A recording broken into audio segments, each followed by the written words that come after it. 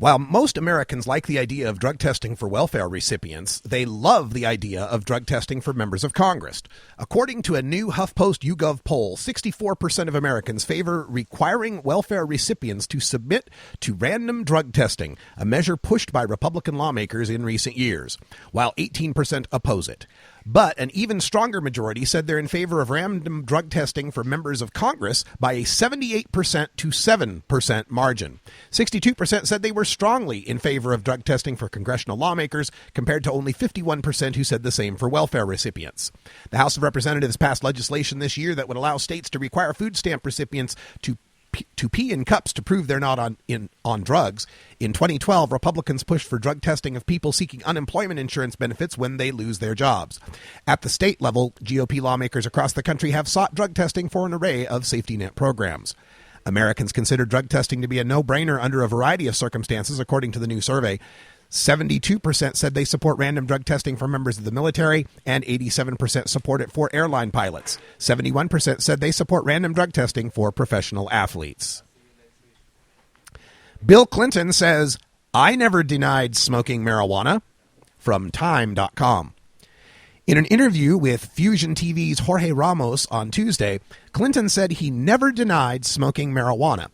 "I didn't say I was holier than thou. I said I tried. I never denied that I used marijuana," Clinton said. Ramos asked if Clinton were running now if he would answer questions about his drug use differently. Clinton said the original answer he gave during his presidential campaign in 1992 had been twisted by the media.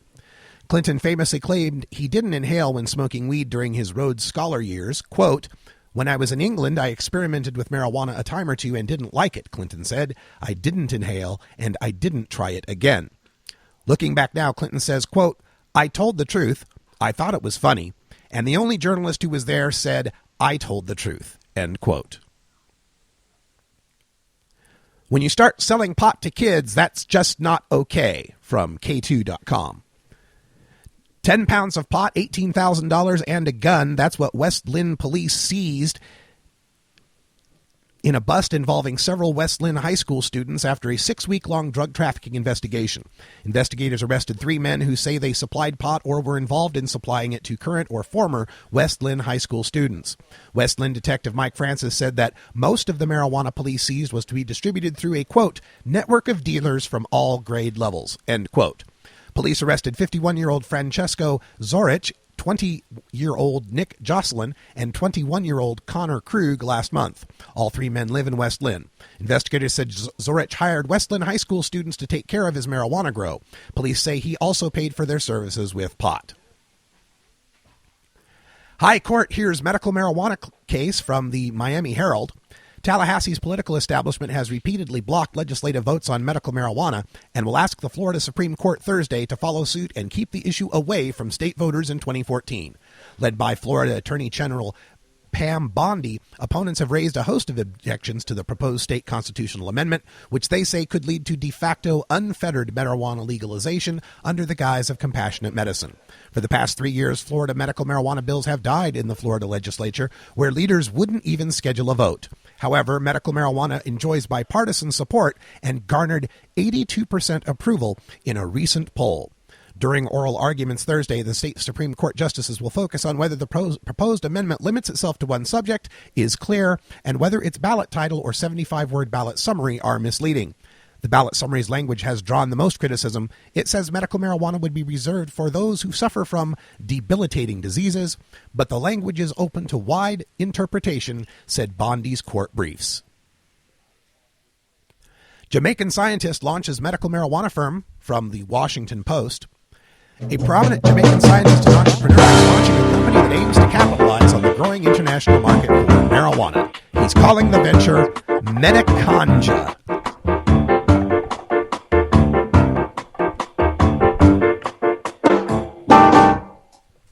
This has been your 420 Radio News for Wednesday, December 4th, 2013. I'm Russ Belville. When we come back, we go behind the headlines to take a look at the planned celebration at the Seattle Space Needle this Friday for the first anniversary of the legalization of marijuana and how anti-drug forces are trying to get it canceled. You're listening to The Russ Belville Show on 420radio.org. right back.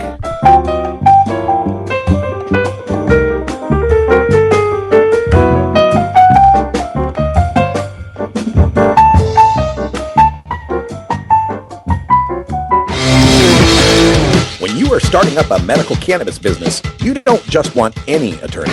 You want a fired-up lawyer who understands the needs of cannabis consumers.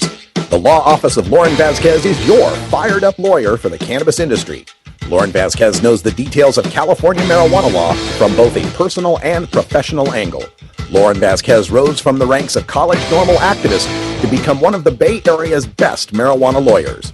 Visit her website, fireduplawyer.com, or call 1-855-MMJ-LAWS for more information. That's 855-665-5297 for Lauren Vasquez, your fired-up lawyer, or email fireduplawyer@gmail.com. The number again is 855-MMJ-LAWS, 855-665-5297 for your fired-up lawyer, Lauren Vasquez. Lauren Vasquez is an activist attorney you can trust. Call today.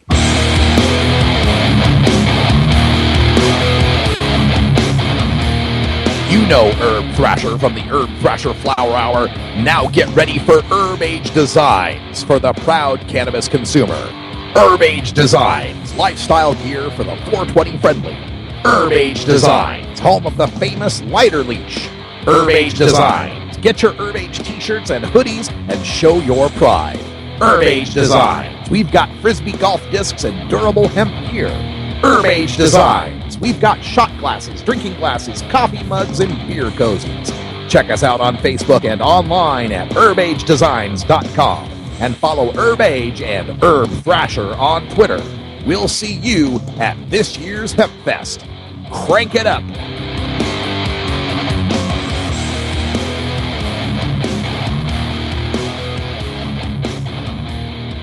Hi, tokers and tokeheads. This is Radical Russ from 420radio.org and the Russ Belville Show, encouraging you to check out the 420radio.org shop.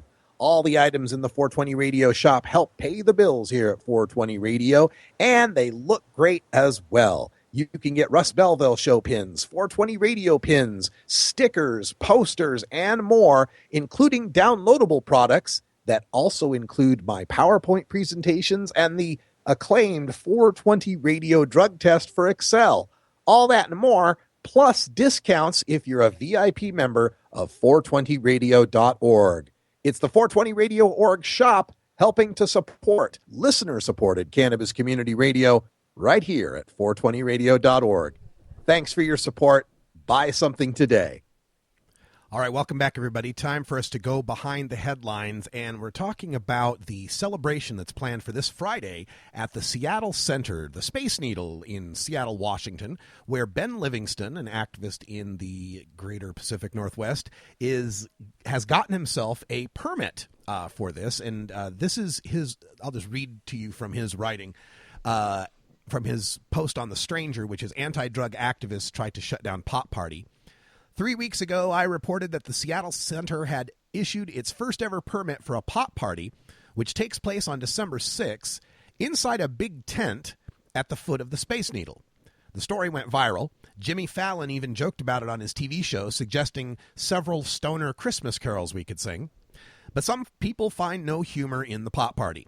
9 drug abuse prevention leaders sent a letter to the Seattle Center, to Mayor Mike McGinn, and the Seattle City Council on November 25th, demanding the city shut down the celebration, which will mark the 1-year anniversary of Washington State's marijuana legalization law taking effect.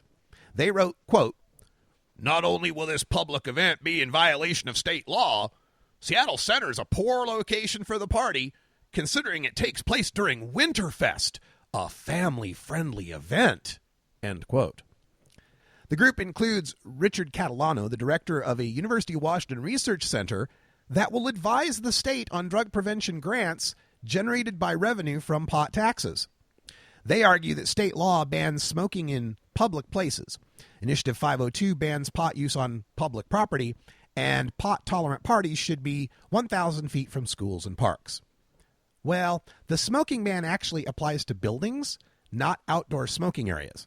The new pot law bans cannabis consumption in public view, not in a private party with ID checks, double fences, and privacy screening. Plus, Seattle Center allows beer gardens and alcohol is sold at Winterfest. And that's the last part of that is what I really want to get to, is this stunning hypocrisy we get from the anti-drug crowd who ignore the 800-pound gorilla of alcohol that's tearing up society and then want to cast aspersions at marijuana as to be something that the kids dare not be shown. Oh, for God's sake, they might see adults smoking pot and laughing and telling bad jokes and listening to noodly guitar solos. I mean, what the hell is supposed to happen there in Seattle that is so awful for the children to see that they can't see twice as badly at the beer garden at the Winterfest, where people are getting a little too tipsy, guys are getting a little too loud, some people getting a little too aggressive, people are driving away that maybe shouldn't be driving a car. This is the thing that just stuns me about this transition we're making into legalized marijuana, is that the people that aren't in our crowd, the people who aren't tokers, don't understand that what we're looking for is not merely just to be allowed to smoke pot. It's not about getting high. If it was about getting high, this would be fruitless because we're getting high now. It's been prohibited for 70, 80 years now, and it hasn't stopped anybody who wanted to get high from getting high. So let's not pretend that that's what it's about here. This is a cultural fight, and it's a fight about freedom. We are talking about not just being legal, not just having, the privilege of sitting in our basements or our garages and not being hauled off by police who break down our doors and shoot our dogs. We're talking about equality. We're talking about being equal with beer drinkers and cigar smokers. I say anywhere you can smoke a cigar, you should be able to smoke a joint or vape, especially vape. Anywhere you can drink a beer publicly, you should be able to smoke a joint publicly. Now, there's considerations in some states for their no smoking laws, but these are things that can be worked out. But from the other side, all we get is this idea that it should be completely banned. Witness the Denver City Council trying to make it illegal to smoke pot on your own front porch, on your own private property. Now, thankfully, they've changed their mind on that, but that's their mindset, is that it should be, it's something that these people do for fun and it shouldn't be seen like, masturbation or something. It's not. It's just adults enjoying a non-toxic herb that is far less harmful than alcohol. And it's time that society started to realize that. And hey, guys, have fun up there. I wish I was in Seattle with you. All right, folks, and that sound means it's 420. It's actually 420 here in Arizona. How does Arizona celebrate 420? I think they're all doing the discount dabble check. Met that funny reefer man, Have you ever met that funny reefer man, If he said he swam to China, he would sell you South Carolina. Then you know you're talking to that reefer man.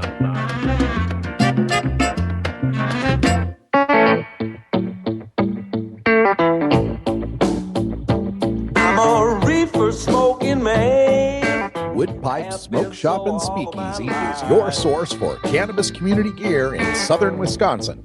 Owners Brian and Tammy Wood are located in Kendall, just outside of Madison, and they've got everything for the smoking enthusiast, including a full assortment of pipes, water pipes, hookahs, bubblers, one-hitters, and so much more. They're open noon to 8 p.m. Monday through Saturday and can help you with your detoxification therapies as well. Call 608-466-7473 or email woodpipes@yahoo.com for more information. That's 608-466-7473 or email woodpipes@yahoo.com. And as always, go pack go. Smoking man. I'm Sub Cool from Team Green Avenger. At TGAgenetics.com, we are working on the leading edge of medical strains. Our strains are rigorously tested for THC, CBD, THCV, and other critical cannabinoids. Know your grow. Check out our genetic diversity at TGAgenetics.com, the home of Jelly Bean, Jack the Ripper, Vortex, and other award-winning cannabis strains.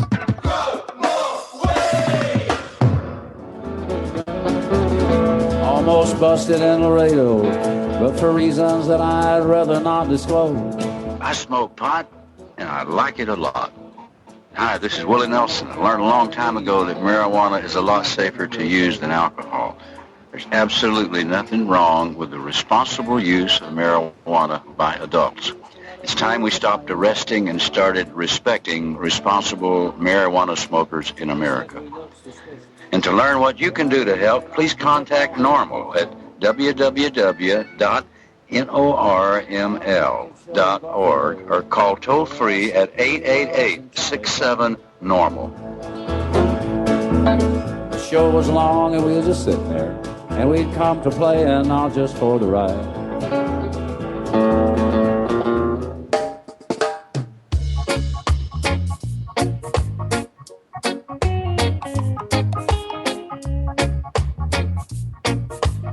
Everyone knows music and marijuana go together, so let's wind up our 20 after break with the Russ Belville Show's Daily Toker Tunes, the best in pod-safe 420 music from around the web.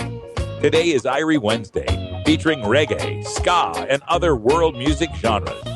You can get downloads and more information about all our Daily Toker Tunes by visiting music.radicalruss.com. Now, sit back and enjoy your Daily Toker Tune.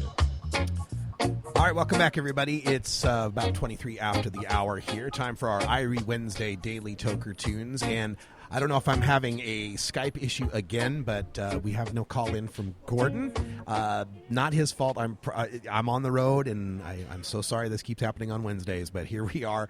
And I truthfully know nothing about the song we're about to play. So instead, I will just give us a little bit of information about the forthcoming shows that we have coming up here on 420 Radio. On tomorrow and Friday, I will be at the Key West Legal Seminar with some of the finest marijuana criminal defense attorneys and lobbyists and reformers in the country. We're going to get as many interviews as we can. We'll do a couple of live shows there from Key West. We'll find some nice viewpoints and see if we can get some high-quality Wi-Fi for that. So we'll bring you those shows on Thursday and Friday. Plus, on Saturday, they're still having the event, and we'll continue to get more interviews at that time. Then next week, Monday through Friday, live shows, Monday through Thursday, live shows coming to you from Miami, Florida, and we will do our best to get to the bottom of the whole Florida medical marijuana amendment story because, of course, as you heard in the news today, on Thursday, their Supreme Court is going to be discussing whether or not that can go forward and get the petition signatures gathered and put that on the ballot in Florida. If it makes the ballot, it is likely to pass. Medical marijuana has 82% support in Florida. They need 60% to pass it because it's a constitutional amendment. It requires a higher level of support. But I think they can do it. But can they get past the Florida Supreme Court? We have yet to see. This language in this amendment that basically mirrors what California's language does by allowing a doctor to recommend for any condition he believes cannabis will help. While it's a beautiful thing, it could be something that derails this amendment if the Supreme Court decides that the ballot summary is not accurate as far as that, as far as how many conditions could be covered. So we'll be keeping an eye on that while we're in Miami, and we'll get in touch with as many people as we can. And now, enjoy our Rastafari.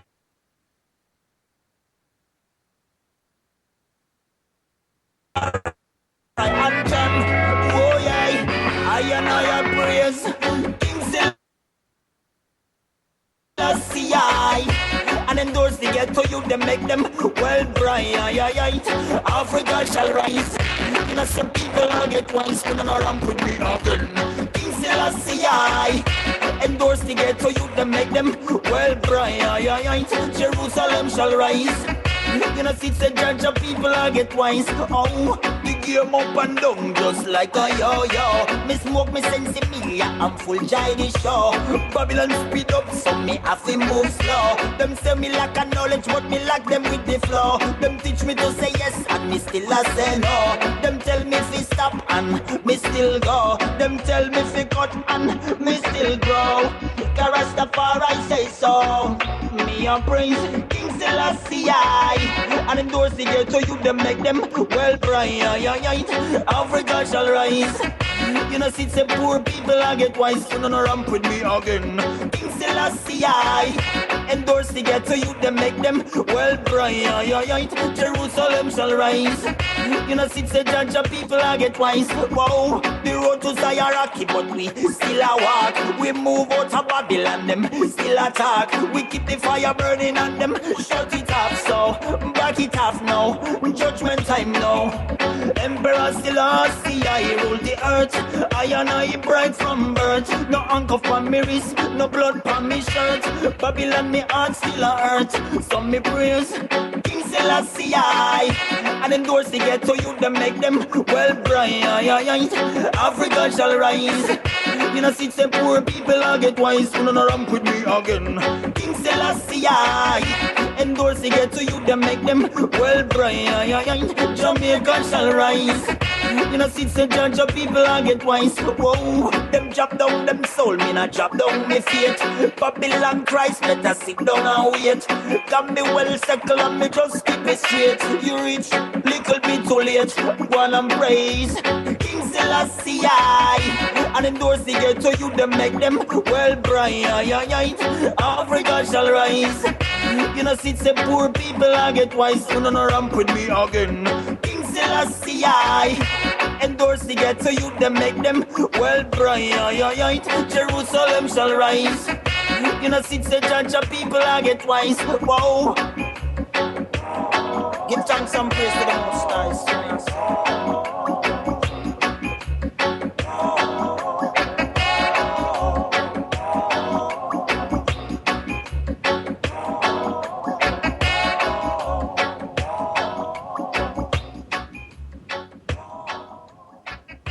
What makes something funny? How does humor impact health and psychological well-being? How can you incorporate humor into everyday life?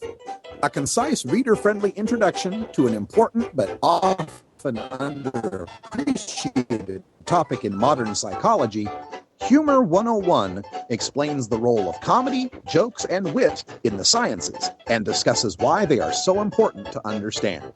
Psychology professor Dr. Mitch Earlywine draws from his personal experiences in stand-up comedy to focus on how humor can regulate emotion, reduce anxiety, and diffuse tense situations, expose pretensions, build personal relationships, and much more. He irreverently debunks the pseudoscience on the topic of humor and leaves readers not only funnier, but better informed. It's part of the Psych 101 series from Springer Publishing, Humor 101 by Dr. Mitch Earlywine, Ph.D. Marijuana and alcohol are the two most popular recreational drugs in America. Marijuana smoking is non-toxic, relatively safe, and has a low risk of dependence. Alcohol drinking is potentially fatal, dangerous to society, and is quite addictive.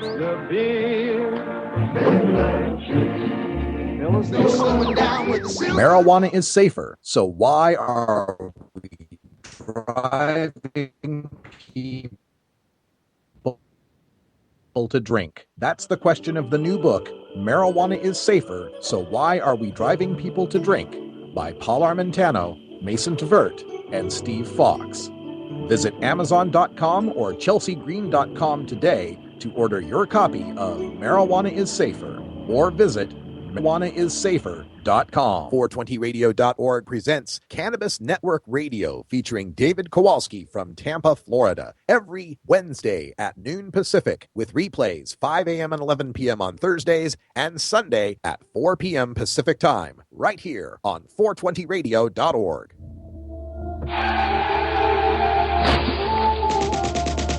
Marijuana is an addictive drug which produces in its users insanity, criminality, and death. Marijuana is the most violence-causing drug in the history of mankind. If the hideous monster Frankenstein came face-to-face with the monster of marijuana, he dropped dead from fright. You know, it's not easy countering 7 decades of propaganda in a 2-hour show, but let's try. It's time for the Russ Belville Show's Reefer Madness Debunked. All right, folks, we got some great Reefer Madness coming here from the Kansas City Star, the opinion piece written by, let me see if I can get the author of this. The author is Ravi Kumar Chakalingam. He's a psychiatry resident at Barnes Jewish Hospital, Washington University School of Medicine, and co-authored by Dragan Zvrakic, probably, of St. Louis, an associate professor of psychiatry at the Washington University School of Medicine and St. Louis Veterans Affairs Medical Center. So, and of course, as is often the case with people who show up to tell us how awful and terrible marijuana is, comments are closed for this entry. They're disabled. They never let you leave comments because, of course, you shoot down their BS. They need their BS to stay up there so that the common soccer mom or the person doesn't know much about pot or never has will read that and actually be scared. If they see someone posting rational comments in the footer there with links to studies, well, that tends to ruin their arguments. But let's jump into them here. Ravi Kumar opens by writing, imagine the public outrage if a toxic drug was approved without any regulation for recreational use in adults and children that suppresses the immune system, causes schizophrenia, mental illness, brain and lung disease, including cancer and death. Also, many long-term and frequent users of this toxic drug have lowered IQs, impaired memory, poor judgment, and diminished driving ability. Finally, suppose this toxic drug is sold for medical use to treat diseases for which safer medications are available and at the same time puts them at greater risk of addiction to other substances. Public outrage would be unprecedented. The FDA would be severely and rightly criticized for not subjecting this toxic drug to study. Trial lawyers would be everywhere soliciting lawsuits against the manufacturer. The toxic drug is marijuana or cannabis. And this nightmare health scenario has occurred in other states. It might occur in Missouri or in Kansas if ill-informed and misleading groups like John Payne's Show Me Cannabis have their way. There is already a considerable amount of medical research showing marijuana to be harmful that is never mentioned by advocates of legal marijuana. Sadly, this research is largely ignored or underreported by the media. When properly viewed as a drug subject to FDA study, marijuana would not be declared safe, not effective, and not approved based on studies already published in medical journals. As physicians, we attest that the dangers of medical marijuana far exceed any therapeutic usefulness, particularly in the context of safer and more evidence-based alternative treatment. Legal cannabis is a bad drug trip the public should avoid. Like deadly asbestos fibers, the long-term adverse medical consequences may take decades to appear. The National Survey on Drug Use and Health reported that 55% of marijuana users are between 12 and 18 years old. They frequently go on to use more dangerous drugs. Marijuana users have higher driving while intoxicated convictions than alcohol users. In 2004, during the 5 years following legalization of cannabis in California, marijuana-related fatal motor vehicle accidents increased. Marijuana use on the job is common and more problematic than alcohol use. Cannabis users have slower reaction times, impaired thinking, reduced levels of alertness, and poor memory compared to non-users. This leads to higher on-the-job accident rates and defective or dangerous workmanship. With 2.5 million new users of marijuana in 2012, age 12 and older, 6,800 new users per day, legalizing marijuana will dramatically increase these numbers. Marijuana use in elementary, middle, and high school will become common. Parents and educators should be dismayed that long-term marijuana use has been associated with an irreversible 8-point drop in IQ. No wonder cannabis has long been known as dope. Marijuana is a noxious drug with proven medical side effects that trump any reason to legalize its use. Our understanding of this drug and its consequences negates all reasoning to make this readily accessible to the public. Excuse me a moment.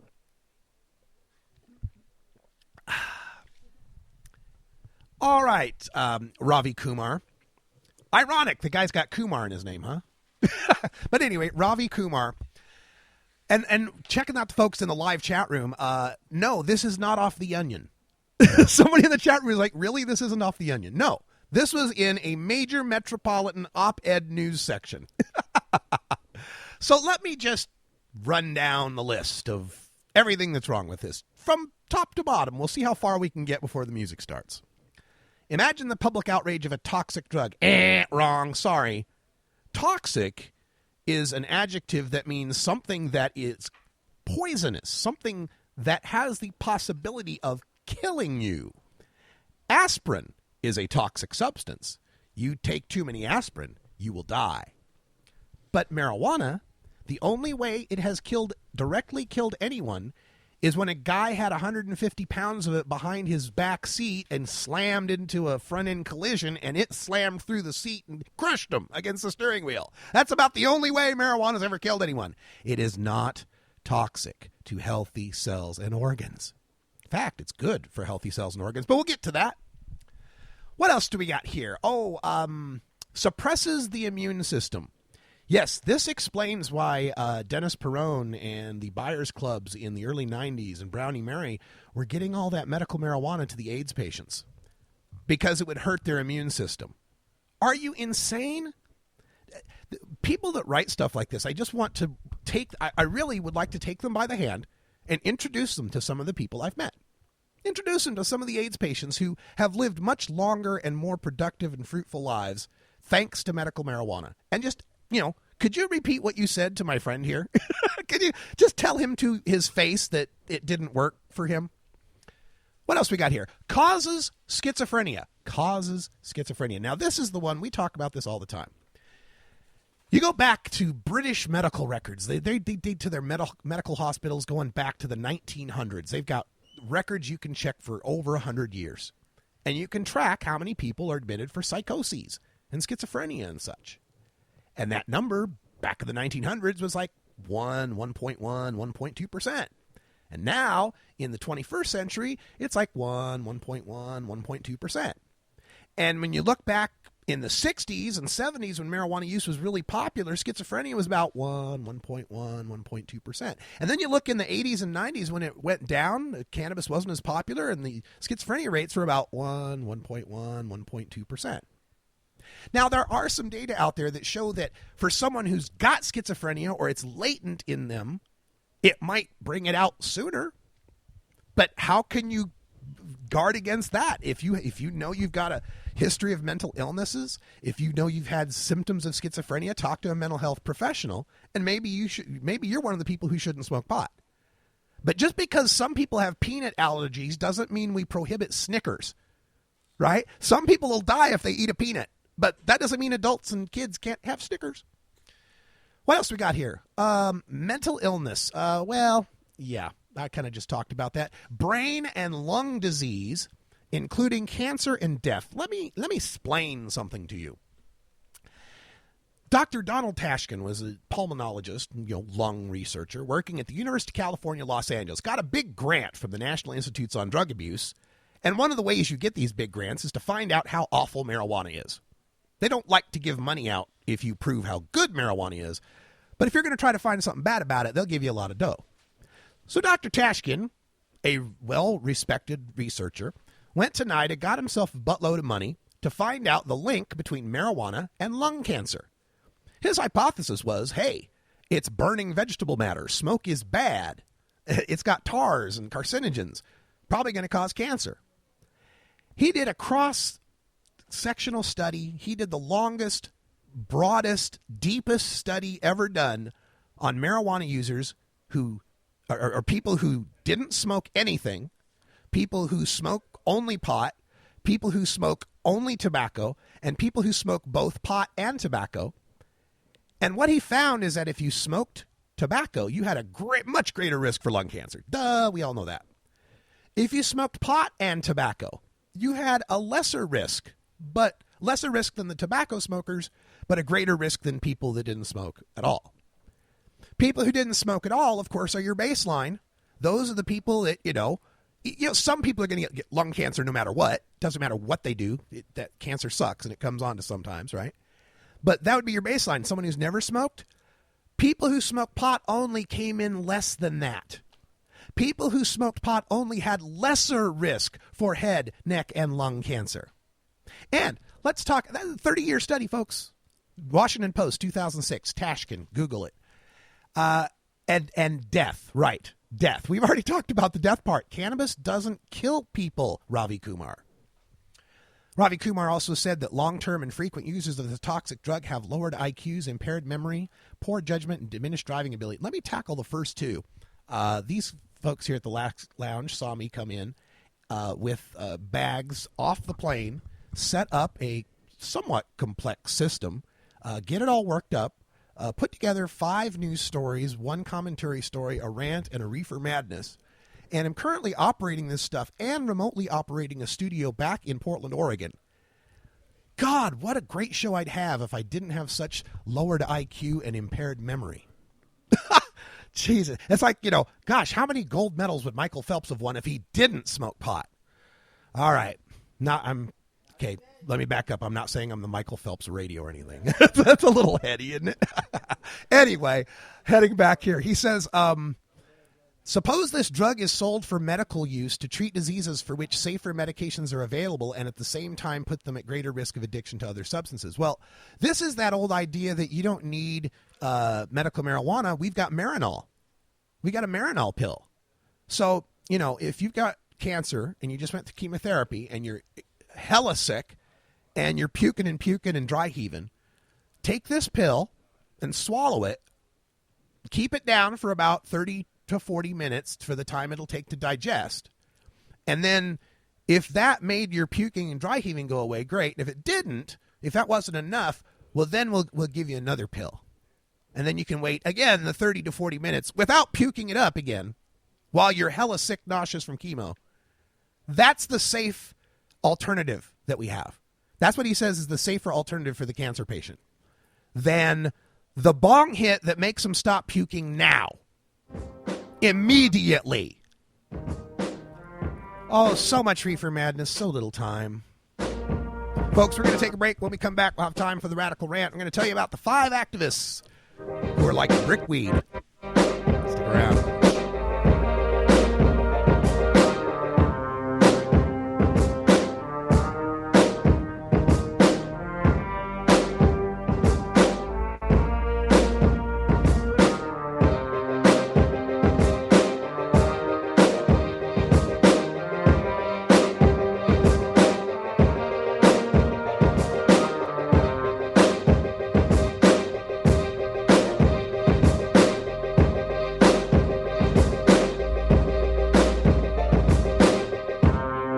You're tuned into the Russ Belville Show, the voice of the marijuana nation.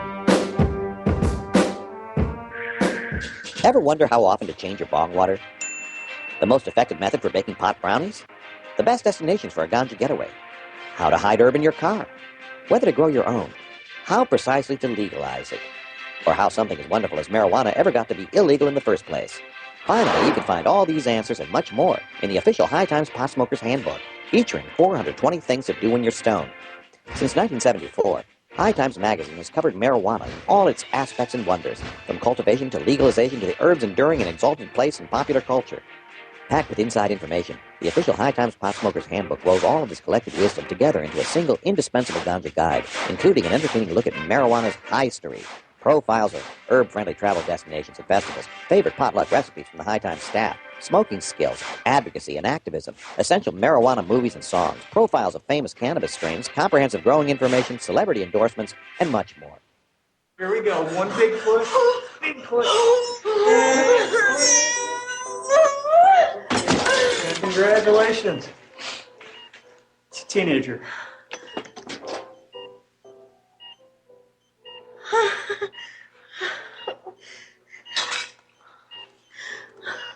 Don't even think about going to Kevin's. It takes one powerful mother to have a teen. Learn how to keep yours safe and stay sane at drugfree.org. Marijuana and alcohol are the 2 most popular recreational drugs in America. Marijuana smoking is non-toxic, relatively safe, and has a low risk of dependence. coatings. Alcohol drinking is potentially fatal, dangerous to society, and is quite addictive.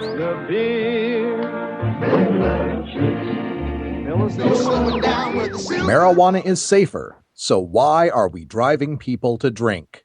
That's the question of the new book, Marijuana is Safer, So Why Are We Driving People to Drink? By Paul Armentano, Mason Tvert, and Steve Fox.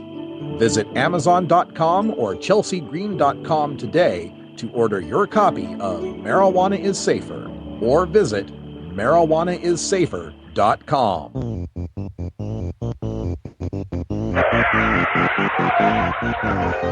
What's to keep somebody from getting all potted up on weed and then getting behind the wheel?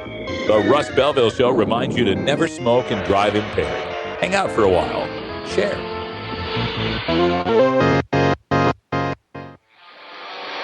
You want answers? I'm as mad as hell, and I'm not going to take this anymore. You want answers? You have offended my family. I think I'm entitled. You want answers? I want the truth. And you have offended the Shaolin Temple. You can't handle the truth. Surely you can't be serious. I am serious. And don't call me Shirley. Radical Rant. Welcome back, everybody. We're still live here at the Lax Lounge in Tempe, Arizona.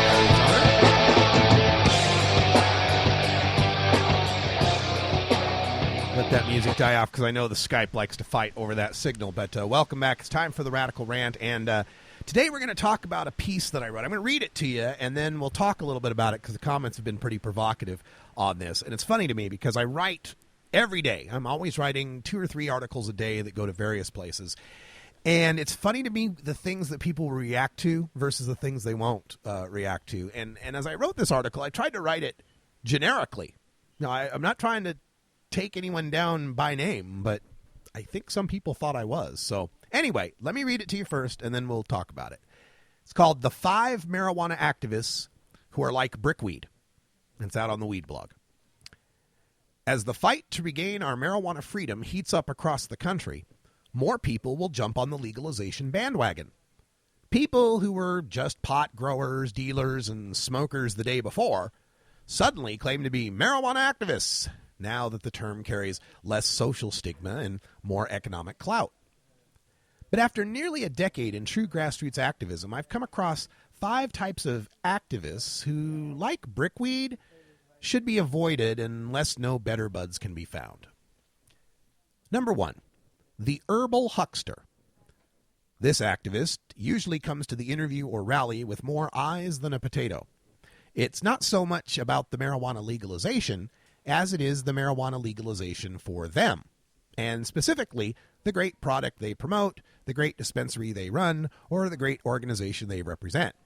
Now, with guidance, the herbal huckster can be a beneficial player if enough positive information about legalization can be shoehorned in around the sales pitches. They're like the brickweed you can sometimes process into some decent hash. Number 2, the keyboard commando. This activist is found on the internet, researching the latest news and statistics on marijuana and producing them for a blog, podcast, or video show. Many true activists do great work in this regard. But the keyboard commando sees the internet and its chat rooms, forums, and comment boards not as a platform for the exchange of ideas and information, but a battlefield where anyone who questions or disagrees is to be slaughtered with a barrage of profanity, invective, and hate. The keyboard commando can be quite popular within their Thunderdome echo chamber, but they alienate from activism most of the casual readers who may have stopped by through a search link. They're like the brickweed that kind of gets you high, but leaves you with a raging headache that makes you wish you'd never toked at all. Number 3, the true believer. It's hard to avoid the true believer because marijuana has so many wonderful facets to believe in. It is an incredible medicine. It's a resilient fiber. It's an alternative fuel. Yet while all these facts about cannabis hemp are true, the true believer lives in a world where politics and economics don't count. These are the kinds of activists who propose grand initiatives that go far beyond what the polls show voters will actually support. They believe that all volunteer signature drives can successfully cover an entire state, and that all we need to do is gather 1 million tokers to march on Washington, D.C., and Congress will immediately recognize its mistake and re-legalize cannabis. They're like the brickweed that actually looks and smells pretty decent, but no matter how much of it you smoke, you never feel high. Number 4, the drama queen. These activists are stars in their own soap opera called As the Bowl Burns. Their histrionics can be beneficial when explaining the plight of a cancer-ravaged child or a police-terrorized toker, but inevitably the drama spills over into who did this and who said that and what organization snubbed them and how they're being persecuted. Sometimes drama queens become locked into an orbit around keyboard commandos, like a dying star feeding a black hole. They're like the brickweed you smoke that's actually pretty decent until you realize later you've gotten a mold infection from it. And number 5, the party animal. Dude, did you see this huge-ass dab I just did? Whoa, man, check out this 1/4-pound joint. Awesome. And what about this sick-looking piece of glass? Dude, that's the bomb. But what it is not is marijuana activism. The party animal thinks merely smoking weed, and lots of it, and blogging about it and videoing it is activism. Activism starts with ACT and requires educating the public, organizing people, and working for change. Now, there's nothing wrong with partying and good times, and there is some value in the public seeing that even the stoniest stoners are good-natured, fun people who aren't puking and fighting and wrecking their cars. They're like the regular round-town brown brickweed. It's good enough to smoke, and it'll get you by until you can get a hold of the real thing. All right, so that's what I wrote, and it's gotten some people really mad at me, and I just love that because it's always fun to read this stuff. So WowFad added, don't forget the cynical meta-activist. Basically, the sort of person who regards himself as the medical-grade, super-dank, ultra-kind bud of cannabis activism who presumes to cast disparaging comparisons to brickweed upon others while they shamelessly self-promote. Like the medical-grade bud they compare themselves to, they usually have a highly publicized, often clever and or alliterative name like White Widow or Big Bud or Super-Duper Skywalker Kush OG Cinnamon Starlight. And just like with Kind Bud, you often discover the ostentatious strain name really doesn't mean anything. It's just overly romanticized, needlessly overpriced, verbally exaggerated weed. Just a plant.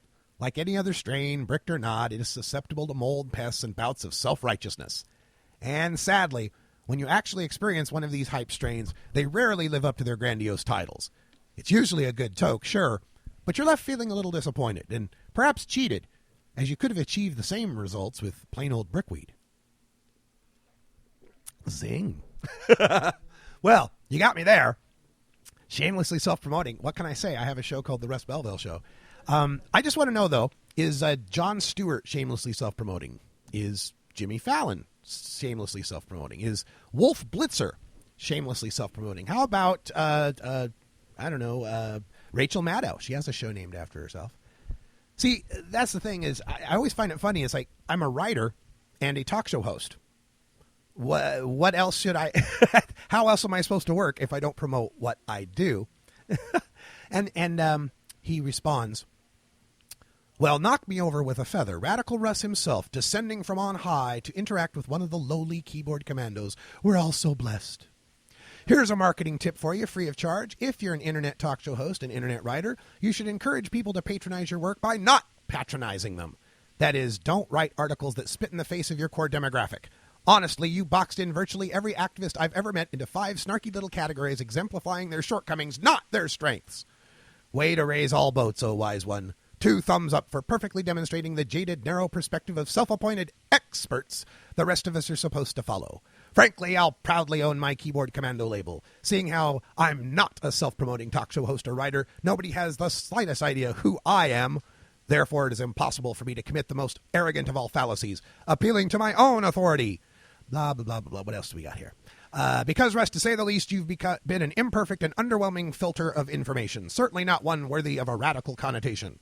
Lots of other R words would be more appropriate, like rutabaga, Rutabaga Russ is such a better fit. Oh, but look at me hurling ad hominem pebbles at the ivory tower of cannabis activism. That is Radical Russ. I should be proselytizing the masses to subscribe to your podcast, The Lone Candle, to lead us out of the darkness of prohibition. Shame on me for suggesting you're an egomaniacal showboat. Shame, shame, shame. I do not know how I will live with myself. Wow. See, this is the fun part of the job. What else do we have in here? Here's 420. Notice also, I would just like to point out that my name in these comments is my actual name. That you can look me up, you can find me. But wow, fad, it doesn't tell me a lot. This other person, let's see, we got 420 says, you forgot about the fifth kind, ex-drunks and meth heads that are welcome into the community only to turn around and bash the folks that made them who they are. You have made zero contribution to this movement, Russ. There are thousands of nameless people who have contributed way more than you ever will. Go away! Well, actually, that would be the sixth kind, wouldn't it? Sorry, just counting. What else? Ryan Borger agrees. Why is this guy out writing articles that bash our movement, denies cannabis cures cancer, and is just the Uncle Tom of cannabis, but rarely calls it cannabis? Thinks we're supposed to be cool with the propaganda and lies just to go along with it. This guy shouldn't be out front of anything. And thanks for deleting all my comments on your 5 Myths article in High Times. Lame, lame, lame. Well, I don't control the comments in High Times, but okay. There we go. Anyway, it was a lot of fun. We'll talk about this some more in hour 2, but that's all the time we got here from live at the Lax Lounge in Tempe, Arizona. I'm Radical Russ. Until next time, take care of each other, tokers.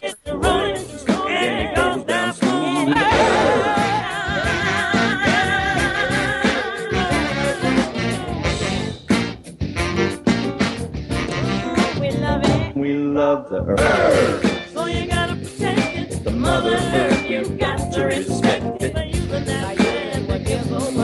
Like cloth paper, you know we'll finally be on about the plans the mother has grown. This time around, you know, if you haven't heard, we love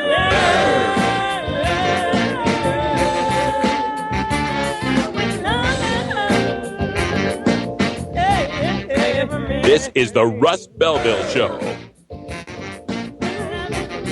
The Russ Belville Show is blogging and podcasting daily at radicalruss.com. You take a seed, you plant it, you grow it, you dry it, you roll it, you smoke it. You take a seed, you plant it, you grow it, you dry it, you roll it, you smoke it. You take a seed, you plant it, you